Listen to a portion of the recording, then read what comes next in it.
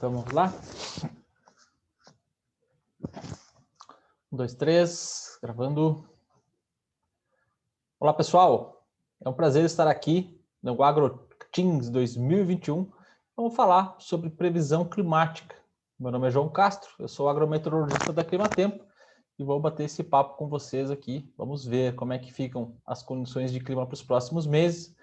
Vamos ver também como é que está o status climático atual, né? Vocês sabem que devem ter acompanhado pelo noticiário, né, que a gente saiu de uma condição de laninha, estamos numa condição de neutralidade, então é importante a gente vislumbrar para frente, para onde que a gente vai, né? A gente volta para uma condição de laninha, segue na condição de neutralidade, isso aí são questões importantes que vão definir, né, a questão da chuva para o próximo período chuvoso. A gente já está numa fase agora, né, encerrando o período chuvoso, entrando na estação seca praticamente, né, em várias partes do Brasil e no estado do Tocantins, é claro, também, né, região centro-oeste do Brasil, centro-norte, né, como estado do norte, basicamente, né, ele acaba sofrendo, o Tocantins, basicamente, o mesmo sistema climático da região centro-oeste, então, e também sudeste, né? Então, quando eu me referi aqui centro-norte, centro-oeste, vocês já sabem que, basicamente, eu estou falando mesmo ali Tocantins, divisa com o estado de Goiás, então é a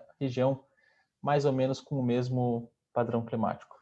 Então é importante a gente saber, né, como é que vai estar lá para frente. Então hoje eu estou trazendo essas informações aqui para vocês, como está aqui no meu slide de abertura, a previsão então de junho até o mês de dezembro de 2021. Vamos ver então como é que abre, né, a próxima safra verão. Vou começar então a nossa apresentação, os nossos slides aqui, falando a questão das temperaturas do Oceano Pacífico e dos oceanos de uma forma geral, né? Então a gente sabe que a questão aí de El Niño e Laninha é um fator importante que define o regime de precipitação em muitas regiões do Brasil e na região central do Brasil isso aí acaba tendo impacto também. Mas também existem outros fatores, como essa área aqui, ó, da costa brasileira, da costa da América do Sul, aqui no Oceano Atlântico. A temperatura dessa água aqui, ela vai definir quando a gente tem os eventos de corredores de umidade, se eles conseguem subir e levar precipitação de forma recorrente aqui para a região central e centro-norte, que é quando formam os corredores de umidade, as invernadas. Esse tipo de evento está associado à frente fria, e a frente fria ela tem que ter esse caminho natural dela, que é o seguinte, ela se forma aqui, nessa região, na América do Sul, e ela desloca para cima, então, ajudando a organizar o corredor de umidade. O que acontece em alguns anos, como foi o que aconteceu hoje? Essa frente fria, quando ela se forma, ela se desloca para as áreas com a temperatura do oceano mais quente. Esse mapa aqui de anomalia, o que ele está querendo dizer, né? Onde são as áreas com as temperaturas que elas estão mais quentes que o normal, a temperatura do oceano. Então a gente vê aqui nessas áreas em vermelho, ó, são as áreas que estão com temperaturas positivas, acima do normal. Então quando a frente fria ela se forma aqui no oceano, o sistema aqui, o ciclone extratropical que se forma aqui, em vez de ele se deslocar para cima, onde naturalmente haveriam águas mais quentes, ele está se deslocando aqui lateralmente. E por isso os corredores de umidade, eles diminuíram em frequência. Vocês devem lembrar que começou a chover bem mais ou menos ali depois da segunda quinzena de dezembro, mas só que depois já parou também muito rapidamente. Aqui em abril já parou a precipitação, porque os eventos de corredor de umidade já foram reduzindo, até mesmo no mês de março, né? Então, por quê? Porque as frentes frias justamente elas se deslocavam aqui para o oceano e não subia o corredor de umidade. Então é super importante a gente acompanhar também as temperaturas aqui dos oceanos. A gente sempre olha aqui a questão do El Niño e da Laninha, né? Mas é super importante olhar aqui também para o Oceano Atlântico. Então, esse é o cenário que a gente tem hoje. Aqui as águas do Oceano Pacífico elas estão ligeiramente mais frias que o normal, mas já saiu da condição de laninha, então agora a gente está numa condição de neutralidade e devemos permanecer assim, pelo menos até meados da primavera. A gente vai ver agora no nosso mapa aqui, ó, eu trouxe um gráfico interessante, que é de previsão. Então acompanha aqui comigo, olha só. A barra azul indica a probabilidade de ocorrência de um evento de laninha. Então, quando a gente acompanha aqui, ó, vocês vão ver aqui nesse eixo X, essas siglas aqui, elas significam os trimestres, tá? Então, olha aqui, ó, abril, maio, junho, julho, junho, julho, agosto, e assim a gente vai andando até aqui os trimestres do verão, né? Da primavera a verão. Vocês conseguem acompanhar muito facilmente que a barra azul, que ela é correspondente à probabilidade de ocorrência de laninha, ela vai sempre subindo, ó. Ela vai subindo, subindo, subindo, subindo, até chegarmos nessa condição aqui, ó, de outubro, novembro, dezembro, janeiro, de termos uma probabilidade maior de 50% para termos a laninha. Enquanto a probabilidade de um ano de neutralidade, que é a barrinha cinza, vocês podem ver aqui pelo mapa, ó, pela figura, que ela fica na faixa ali dos 45%, 35%. Então, o que a gente já traz de informação? Existe sim uma boa possibilidade de iniciarmos a próxima safra verão, né, novamente com a questão da laninha atuando, assim como foi nesse ano. Mas vocês lembram que eu falei no slide anterior a questão das temperaturas do oceano, né? Esse ano que passou, a safra verão, ela foi marcada por muita irregularidade da precipitação, especialmente no início do período chuvoso, né? Demorou muito para começar a chover. Tinha a laninha, mas também tinha a questão do Oceano Atlântico, como eu mostrei agora há pouco. Então, agora, para o próximo período chuvoso, é importante a gente acompanhar justamente isso. Bom, vai ter a laninha? Ok, mas e os oceanos, como eles estão? Então, a gente precisa fazer esse acompanhamento para termos, então, uma ideia bastante clara, né, do direcionamento para os próximos meses.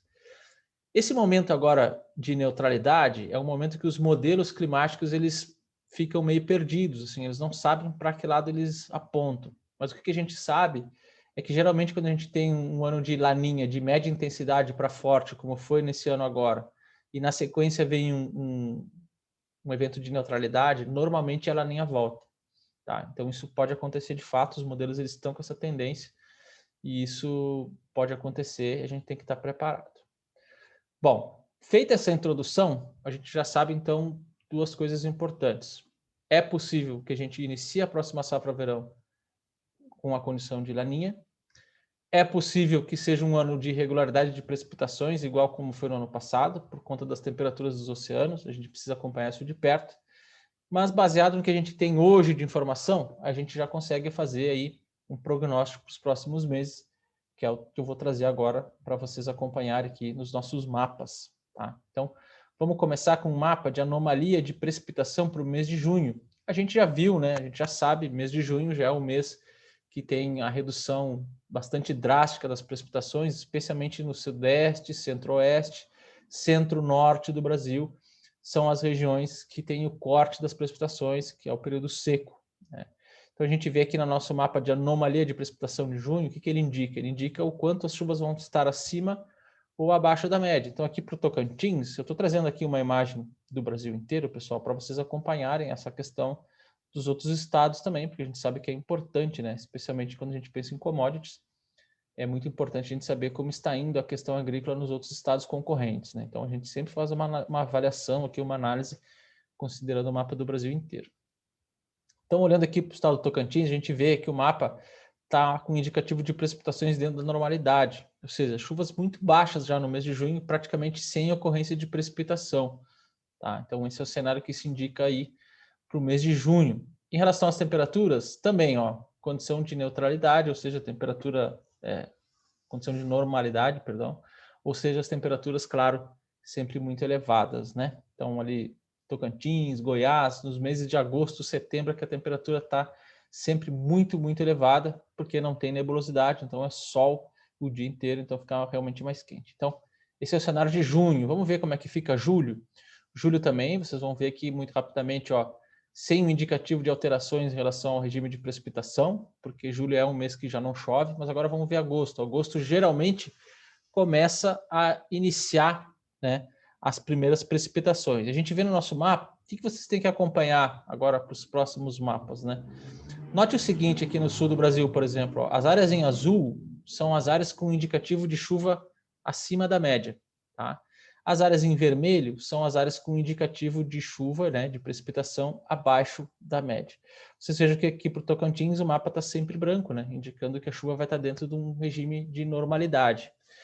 O que você tem que fazer agora quando você, sabendo dessa informação? Você tem que ir lá, pegar os seus dados da sua propriedade, da sua fazenda, que você tem anotado lá no seu pluviômetro, né, e analisar. Olha, no mês de agosto começa a ter as chuvas aqui, na minha região ali já chove mais ou menos 10, 15 milímetros. Então esse é o tipo de análise que você tem que fazer Então a gente já sabe aqui que para o mês de agosto existe uma tendência das temperaturas voltarem, as precipitações, aliás, ficarem dentro da normalidade. Aqui no mapa da direita eu trouxe, isso aqui é o mapa de temperatura, tá? Temperaturas mínimas, é o mapa de anomalia de temperaturas mínimas. O que a gente vê aqui, ó? Que os amanhecer, logo no início da manhã, eles vão estar mais quentes, especialmente aqui nessa região central do estado. Tá? Vocês podem ver aqui que ele está vermelho, e aqui no nosso mapa é o indicativo das regiões que vão estar com temperaturas mais elevadas. Então, nessa porção central aqui, especialmente, a gente já tem um indicativo de que as manhãs elas vão ser mais quentes, né? Ou seja, existe uma tendência de ter um dia com a temperatura bastante elevada, porque logo pela manhã que seria mais fresco, né, já vai estar com condição aí mais quente. Mas vamos passar então para setembro, que é quando começa, né, começaria, em tese, a termos, né, então, os primeiros eventos de precipitação.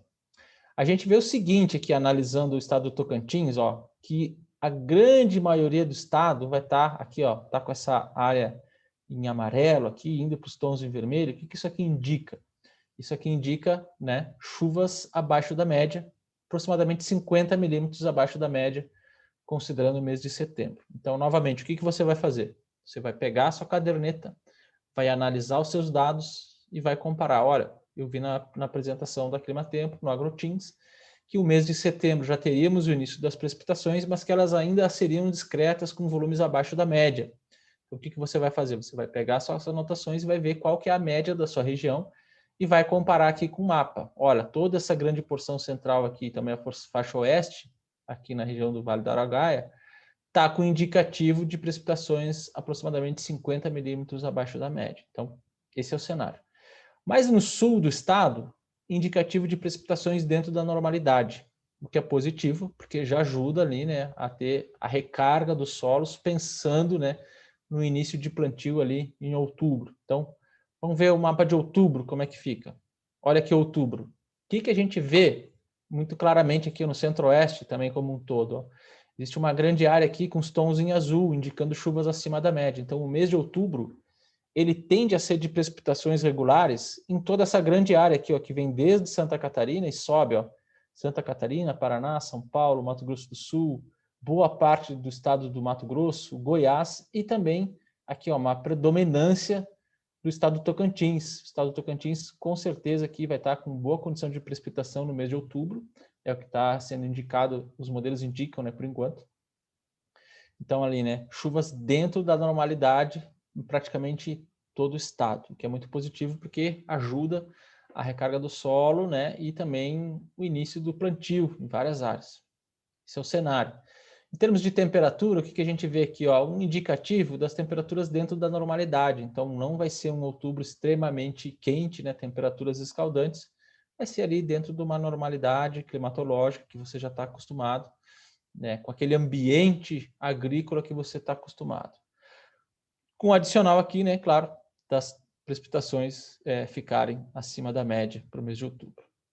Agora vamos ver o mês de novembro. O mês de novembro é interessante. Olha aqui comigo, ó. Existe essa grande área aqui, ó, com chuvas extremamente acima da média. Então vocês vão ver aqui, por exemplo, ó, Triângulo Mineiro, Sudoeste Goiano, Estado do Mato Grosso. Isso aqui são volumes aqui, ó, em torno de 200 milímetros acima da média. Então tende a ser um mês de novembro bastante chuvoso. Isso também vai acontecer no estado do Tocantins, com exceção dessa fronteira aqui, ó, sul, com o estado de Goiás, que são as regiões que devem ficar aqui, então, com precipitações abaixo da média. Mas fora isso, aqui ó, do centro, aqui, se a gente pegar, por exemplo, aqui ó, a região do Porto Nacional, para cima, o indicativo é termos chuvas acima da média, especialmente aqui também na divisa com o estado do Pará. A tendência, então, mostra que um novembro vai ser bastante chuvoso, vai ajudar com os plantios que estiverem acontecendo, vai ter precipitação para garantir germinação, o que é muito importante, porque a tendência está nos mostrando que nos meses de verão, as chuvas elas tendem a ficar abaixo da média. Claro que é uma avaliação que a gente faz agora, nesse momento, ainda é bastante cedo para termos essa certeza, mas a gente já tem um indicativo lá que janeiro, fevereiro vai ser com precipitação abaixo da média.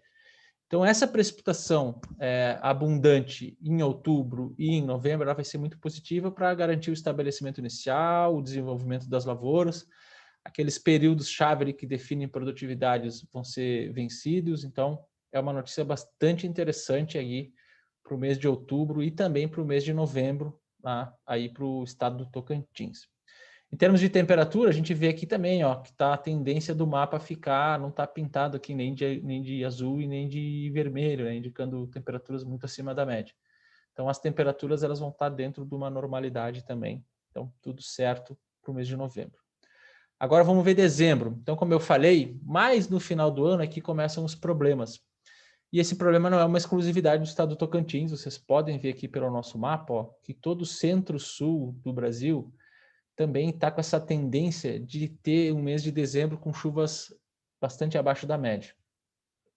Chama atenção aqui, ó, o norte de Goiás, chama atenção também o estado de São Paulo, chama atenção aqui o norte do estado do Mato Grosso do Sul, sul do Mato Grosso, e também aqui o norte do Tocantins. São áreas que as precipitações elas vão estar bastante reduzidas, em torno de 100, 150 milímetros abaixo da média. O que isso indica, né? Claro, reforçando novamente, a gente ainda está longe, né? Mas a gente tem um indicativo aqui de termos, então, um verão de estiagens, né? Pelo menos no mês de dezembro, com indicativo de chuvas bem abaixo da média. Somente nessa faixa central aqui, ó, do estado, região aqui de Palmas, Porto Nacional, pode estar com indicativo de chuvas acima da média. Então, aqui essa área aqui do Rio, né? O pessoal do arroz. Então, é um mês positivo em termos de precipitação, tá? E como não vai ter precipitação aqui, então, para o pessoal do arroz, né, é interessante porque quanto mais variação, maior a produtividade. Então, pensando em arroz, tende a ser um mês de dezembro positivo. O problema são outras culturas, né, à medida que a gente vem aqui mais para o norte e também aqui na divisa com Goiás. Então, pensando no pessoal de soja, por exemplo, o mês de dezembro com chuva muito abaixo da média, né, quem não tem condições de fazer a irrigação, né, quem já está mais afastado do rio, então se caracteriza um problema. Bom, pessoal, então essas foram as nossas informações que a gente trouxe hoje para vocês acompanharem. Fica aqui meu agradecimento e o meu contato também. Em caso de dúvidas, vocês podem entrar em contato conosco, a Climatempo fica à disposição. Aqui está o meu e-mail, é joão.castro@climatempo.com.br. Por favor, mandem seus pedidos aí, suas dúvidas, vocês podem entrar em contato comigo. Eu vou atender, na medida do possível, todo mundo com muito prazer. Sucesso a todos, que tenhamos uma próxima safra verão de excelentes resultados. Até mais.